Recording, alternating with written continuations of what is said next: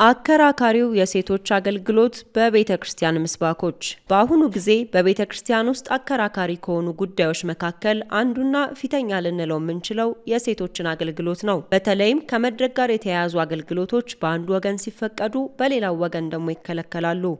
ሳምሶን! አቤት። አገባክ? አላገባው።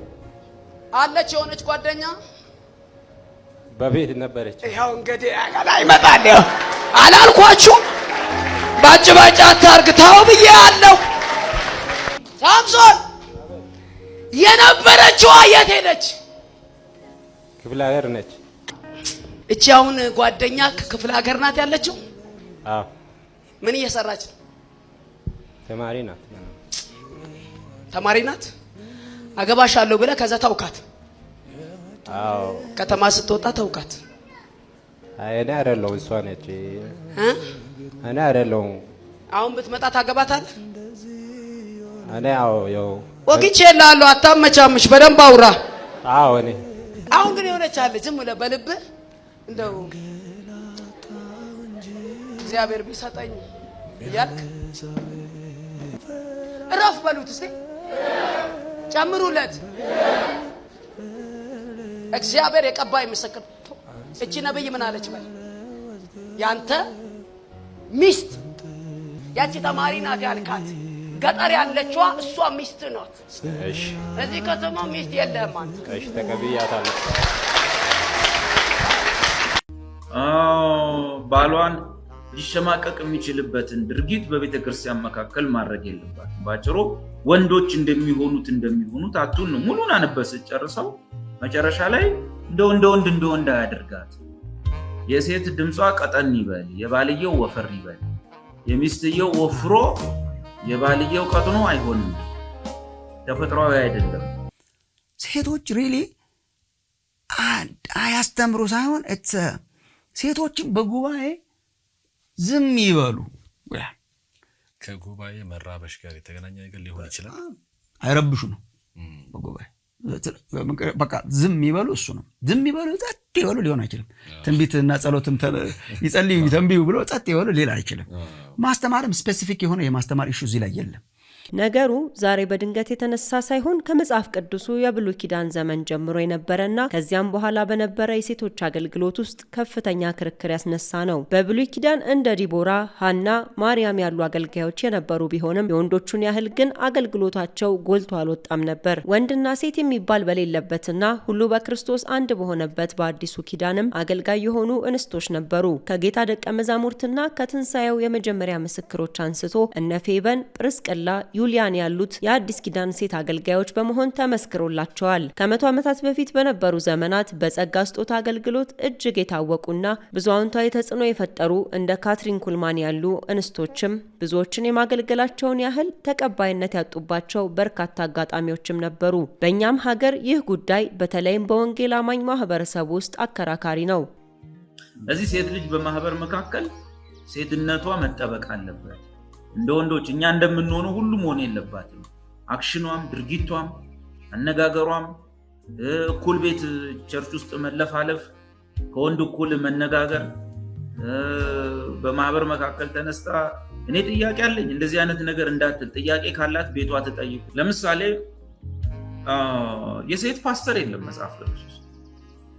የሴት ሐዋርያ የሚባል የለም። የሴት ሽማግሌ የሚባል የለም። ስነ ተፈጥሮም አይፈቅድም ማለት። ሴቶች በተለያዩ የጸጋ ስጦታዎች እያገለገሉ ያሉባት ቤተክርስቲያን በአንዳንዶች ዘንድ ሴቶች ሊያገለግሉ የሚገባው ከመድረክ ውጪ ነው፣ በሌሎች በኩል ደግሞ በመድረክ ማገልገላቸው ትክክል ነው የሚል ሁለት ጽንፍ ተይዟል። በአዲስ ኪዳን የወንዶችና የሴቶችን አገልግሎት በግልጽ የምናይባቸው እህቶች አሉ፣ የሚያሳዩን ማለት ነው። አብረው ጎን ለጎን ያገለገሉ እህቶች አሉ፣ አገልጋዮች የሆኑ። በመጀመሪያዋ ቤተክርስቲያን በጣም ትልቅ ሚና የተጫወቱ ወንዶችና ሴቶች ነበሩ። ወንጌል ከኢየሩሳሌም ሲወጣ የተበተኑ ሁሉ ነው የሰበኩት። ይሄ አሁን ወንጌል እኮ ከኢየሩሳሌም ሲወጣ ከስጢፋኖስ መሰዋት በኋላ የተበተኑትም በቃ እየሰበኩ ዞሩ ይላል እና ከተበተኑት መካከል እህቶች እንደሚኖሩ ምንም ጥያቄ የለውም። ግን ከዛ በኋላ ጳውሎስ በሚጽፍባቸው አንዳንድ ቴክስቶች አሉ። አሁን እንደ ሮሜ ምዕራፍ 16 ላይ የተጠቀሱ ለምሳሌ ቁጥር 1 እስከ 3 ላይ ፌበን የምትባል እህት ተጠቅሳለች። ክንክራውስ ባለች ቤተክርስቲያን አገልጋይ የሆነች እህት ምናልባትም የሮሜን መጽሐፍ ደብዳቤውን ይዛ ለሮሜ ቤተክርስቲያን ይዛ ሄደች፣ መልእክቱን ይዛ ሄደች እህት እሷ ናት። እና አገልጋይ ይላታል ጳውሎስ። እና አገልጋይ ስለሚላት አንዳንድ ዲያቆነስ ስለሆነ ቃሉ ዲያቆን ብለው ብቻ ይተረጉሙታል። እና አይ ቲንክ ብዙ እህቶችን ድቁና ላይ የምናስተማረው በዚህ ምክንያት ይመስለኛል።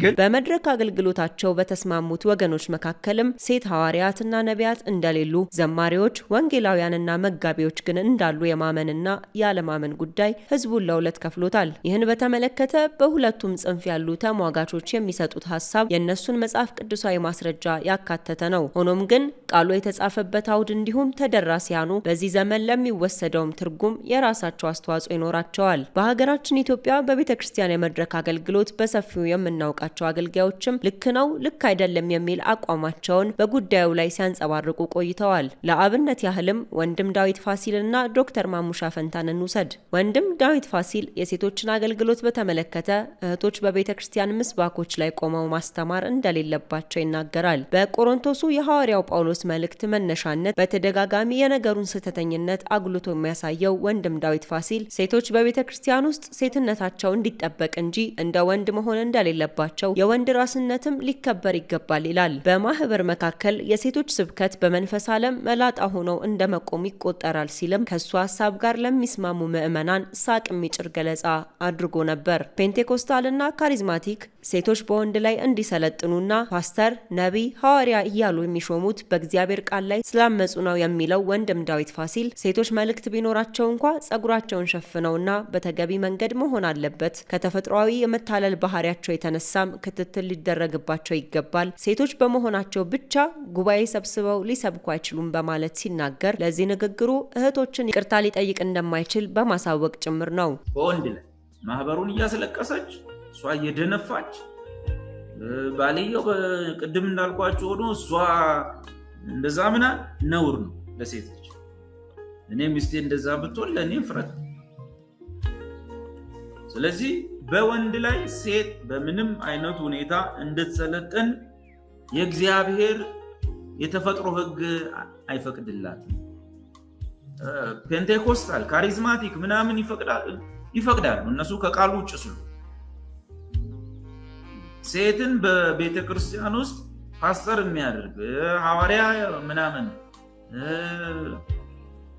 እጅ እየጫነች ለሁሉ ምጸልይ የሚያደርግ ማህበር ቀላል ነው መልሱ። በእግዚአብሔር ቃል ላይ ያመፀ ቤተ ክርስቲያን አለቀ።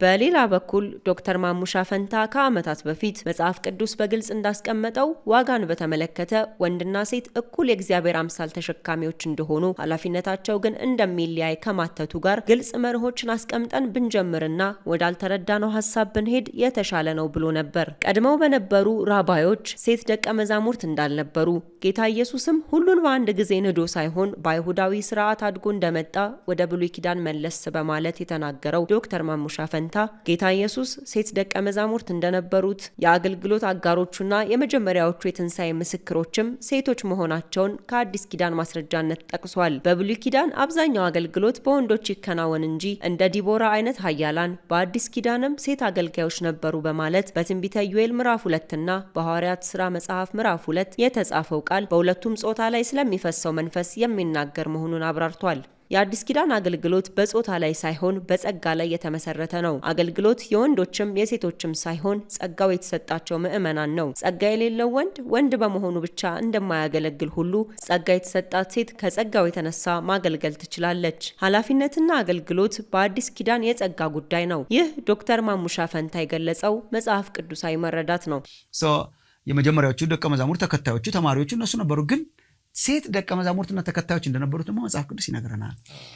ሉቃስ 10 እንደዚህ መሳሰሉትን ስናነብ ይሄ ብቻ ሳይሆን አገልግሎቱን የሚደግፉ ግንባር ቀደም የሆኑ ጓደኞች፣ ወዳጆች፣ አጋዦች ሁሉ ነበሩት። ኃጢአተኛ ተብለው የተገለሉ የሴቶች ሁሉ ወዳጅ ነበር ጌታ ኢየሱስ። ይከተሉት ነበረ። ደቀ መዛሙርቱ ነበሩ፣ አክቲቭሊ የሚከተሉት ነበረ። በኋላ ደግሞ ከሞትና ከትንሣኤው በኋላ የመጀመሪያዎቹ የትንሣኤ ምስክሮች ሴቶች ደግሞ አርጓቸዋል እግዚአብሔር ከሌሎቹ ደቀ መዛሙርት ይልቅ እንዲያውም ወንዶቹ ፈርተው በነበረበት ጊዜ የመጀመሪያውን ወንጌል ሰባኪ ያደረጋቸው ሴቶችን ነበረ። ይሄንን ከብሉይ ኪዳን አንጻር ስናነጻጽረው ብሉይ ኪዳን በአብዛኛው አገልግሎት በጣም በወንዶች ካህናት፣ በወንዶች ነቢያት፣ ሴቶች አገልጋዮች አልነበሩም ለማለት አይደለም። ሴቶች እንደኔ ዲቦራ የመሳሰሉ ኃያላን ነበሩ። ግን በአብዛኛው ያየነው እንደሆነ የቤተ መቅደሱ አገልግሎት፣ የክህነቱ አገልግሎት፣ የነቢያት አገልግሎት በአብዛኛው የወንዶች ነበረ። መንፈስ ቅዱስም ይመጣና ውሱን በሆኑ ሰዎች ላይ ያድርና በነቢያቱ በካህናቱ ያድርና ያገለግል ነበረ። ግን በጣም ውሱን ነበረ። ግን ብሉይ ኪዳን እንደ ኢዮኤል ምዕራፍ 2 የመሳሰሉ ትንቢቶችን በምናነብበት ጊዜ ያንን እንደ ሞዴልና እንደ መልካም ነገርና እንደ ዋና ነገር ጠብቆ የሚኖር ኪዳን ሳይሆን በጥማት የሚኖር ኪዳን ነበር። እዚህ የጸጋ ስጦታዎችን ስናይ ወንድ የለም ሴት የለም ብሎ የጻፈው እኮ በክርስቶስ ሁሉ አዲስ ፍጥረት ነው ብሎ የጻፈው የአዲስን ፍጥረት በጾታ መካከል ያለውን ይሄ የጭቆናና የልዩነት እንትን ሰብሮ የጣለ ሰው እኮ አንዱ ጳውሎስ ነው። ወንድ የለም ሴት የለም ብሎ የጻፈው ማለት ነው። አድሬስ ሲያረግም አሁን በዚህ በአንደኛ ቆሮንቶስም ላይ እንደምናየው ጸጋንና የጸጋ ስጦታን ለወንዶች ብቻ ሳይሆን ለእህቶችም የተሰጠ እንደሆነ በትክክል ይጽፋልና የጳውሎስ ስነ መለኮታዊ አስተሳሰቦች ጸረ ሴት ናቸው ብዬ ለማሰብ በጣም ይቸግረኛል። ጊቭን የነበሩበትን ኮንቴክስት እኮ በጣም እኛ እኮ አሁን እንደው በቃ አየር ላይ እንደተንጠለጠሉ ሰዎች አድርገን ማሰብ የለብንም። አየር ላይ ተንጠልጥለው ስነ መለኮት ያብራሩ ሰዎች እኮ አይደሉም። የነበሩበትን ኮንቴክስት ለመድረስ አሁንም እኛ እንደምናደርገው በነበሩበት ባህል፣ በነበሩበት ቋንቋ፣ በነበሩበት አስተሳሰብ መካከል ሆነው የክርስቶስን እውነት ነው እንጂ ያስተላለፉት እንደ ሁሉን ነገር እንደው አልነበረምና ጊቭን ዛት አዲሱን ፍጥረት ነው ጳውሎስ ከፍ ያደረገው ብዬ። በሴቶች አገልግሎት ውስጥ አብዮተኛ የሆነው አንደኛ ቆሮንቶስ ምዕራፍ 14 በብሉይ ኪዳን ፈጽሞ የማይታሰብና በአዲስ ኪዳን ቤተክርስቲያን ውስጥ ሊኖር ስለሚገባ ስነ ስርዓት በዋናነት እንደሚያወራ የተናገረው ዶክተር ማሙሻ ፈንታ መጸለይም መተንበይም በጉባኤ መካከል የተሰጠ ነው። ሴቶች በጉባኤ መካከል ዝም ይበሉ፣ ባሎቻቸውን ይጠይቁ የሚለው ጉባኤን በሚበጠብጥ ጥያቄ እንዳይረብሹ ነው ብሎ ማመኑ የተሻለ እንደሆነ ምክሩን አክሎበታል። ዶክተር ማሙሻ ፈንታ በእግዚአብሔር ቃል ላይ የተመሰረተ ልምምድ ቸል ሊባል አይገባም። ወንድ የለም ሴት የለም። የሴቶችን አገልግሎት በተመለከተ የእግዚአብሔር ቃል የሚከለክለው ነገር የለም። የሚያገለግሉበትን አውድ የቤተ ክርስቲያንን አስተምህሮና ባህል ግን ከግምት ውስጥ ማስገባት አስፈላጊ ነው ሲል አስማሚ ሐሳብ አቅርቧል። ከግለሰብ ባለፈ የእምነት ተቋማት ማለትም እንደ መካነ ኢየሱስና እንደ ቃለ ሕይወት ያሉ ቤተክርስቲያናት ከሰሞኑ በሰጡት ማብራሪያ የሴቶችን አገልግሎት ጠቆም አድርገው ማለፋቸው የሚታወስ ነው። ውድ የክርስቲያን ቲዩብ ቤተሰቦች፣ አከራካሪነቱ ከብዙ ዘመናት በፊት የጀመረው የሴቶች የመድረክ አገልግሎት ጉዳይ ዛሬም በዚህ ዘመን አያሌ ሰዎችን ጽንፍ አስይዟል። ለአብነት ያህል ባቀረብናቸው የተቃራኒ ሐሳብ ባለቤቶች ውስጥ ልክ ነውና ልክ አይደለም የሚሉ እልፍ ሰዎች መኖራቸው ይታወቃል። እናንተስ በዚህ ጉዳይ ምን ትላላችሁ? ሐሳባችሁን በአስተያየት መስጫ ሳጥን ውስጥ አስቀምጡልን። ለቻናሉ አዲስ ከሆኑ ሰብስክራይብ በማድረግና የደውል ምልክቱን በመጫን ቤተሰብ ይሁኑ። በሌላ ቪዲዮ እስከምንገናኝ ሰላም።